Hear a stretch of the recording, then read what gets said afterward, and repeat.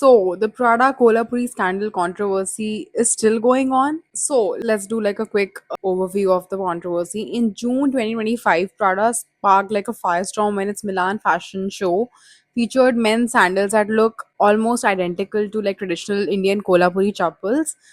Basically, like simple braided leather slides with like a toe loop, and the sandals were like the part of the Prada Spring 2026 collection, but they were like merely labeled as like leather sandals with no mention of India or the crafts or where they're taking it from. Viewers in India, of course, immediately noticed the resemblance, and these Italian sandals have like the same straps and the toe ring, like basically the exact same design as the Kolhapuri chappal, which dates back centuries. The original Kolhapuri is like centuries years old, and Prada's was exactly that. And the biggest mistake that they have made is that they didn't give any credit. And I don't mean like they obviously cannot claim that the chappal is actually a Kolhapuri because it's not made in India.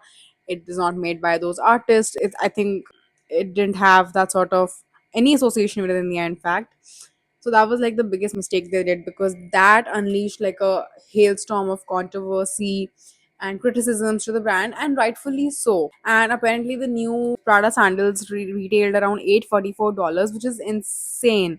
Because in India, you can find like a Kolhapuri chappal like for 10, 12, $20. Even like the most fanciest one would be like $50. Indian artisans, media people, like social media, politicians were outraged that Prada had like failed to credit the craft's origin, which is so right. And the Maharashtra Chamber of Commerce and Industry readers wrote to Prada, noting that the Kolhapuri chappals carry like a geographical indication, like a GI tag. That was awarded with them in 2019, and they actually support like thousands and thousands of like local artists and craftsmanship. And of course, people on social media accuse Prada of like cultural appropriation, which is so true, for taking like a centuries old like regional design and rebranding it as like leather sandals with like absolutely zero credit or attribution. And I mean, if they would have just credited that, people would have just made some jokes about like overpriced leather sandals and just gotten over that.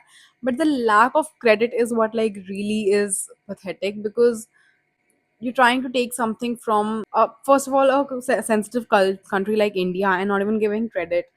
And I think that was the real mistake. But I will say, I think after a few months after the show, the Prada team did go to India, work with the craftsmen, and they did like a sort of collab, like a video. At least they put out like some sort of PR social media post or something. But I think they finally responded. And I think after that, a Prada executive, Lorenzo Bertelli, acknowledged like the sandals Indian roots. He wrote that the shoes are inspired by traditional Indian handcrafted footwear with like a centuries old heritage.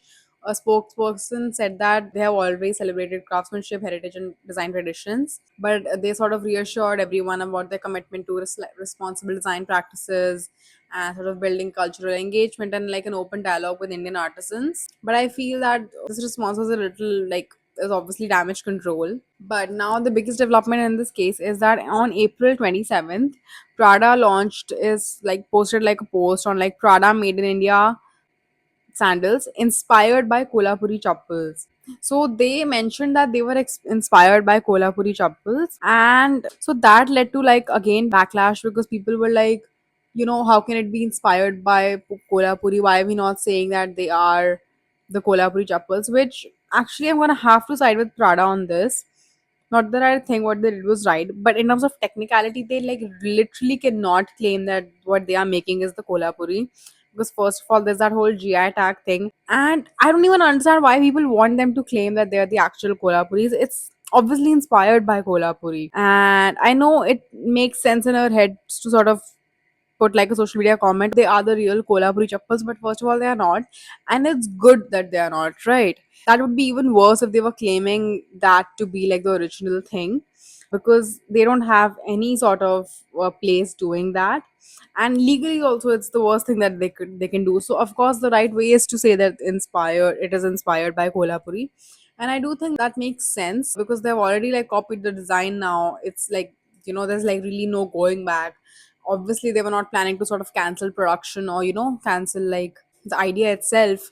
So they were planning to go forward with that anyway, and I think they have course corrected pretty well. Ideally, yes, the course correction should not be needed, but I think they've done it decently well. So I like really do not get this debate on like why we are hating on like inspired by Kolhapuri debate. Prana in fact never actually marketed their sandals as Kolhapuri, but the problem was never the technicality. Initially the problem was the credit part, which they have solved, but still I think it's much better that they simply cannot call it Kolhapuri. They have to call it inspired by Kolhapuri, and that's the right way for us, for them, and for everyone. And of course, no self-respecting Indian would ever buy like the product Kolhapuri chappal. Like, let's be very honest. Why would someone buy that? In terms of craftsmanship, I don't think they are offering like an insane experience. The only thing differentiator here is the brand. And why would any Indian with half a brain buy a Prada Kolhapuri and not just the Kolhapuri that you can just go buy from Delhi Hut or wherever? So it obviously does not. It's not. I don't even think products like these are marketed to the actual audience that they're stealing from. So I don't think the Indians were ever the audience. It's just Prada. I'm pretty sure is very upset that we found out, but thank God we did. And this entire saga could have been like avoided by giving up credit up front. They had to like do so much damage control, probably like spend so much money on that. If they would have just credited in the beginning, it would not have become such an issue. And that is what I think brands, luxury brands, like really miss out on understanding India as a market. They just simply lack that sort of cultural sensitivity and understanding, and that this is pretty basic. Like if you're like copying it, just credit it, and especially for a big brand like Prada. I mean, Prada is one of the biggest luxury names. It's like probably in the top five. So I mean, for them to do such a silly mistake, might I say, it's a basic hygiene factor check that brands should do, that design teams should do, that their quality assurance teams should do.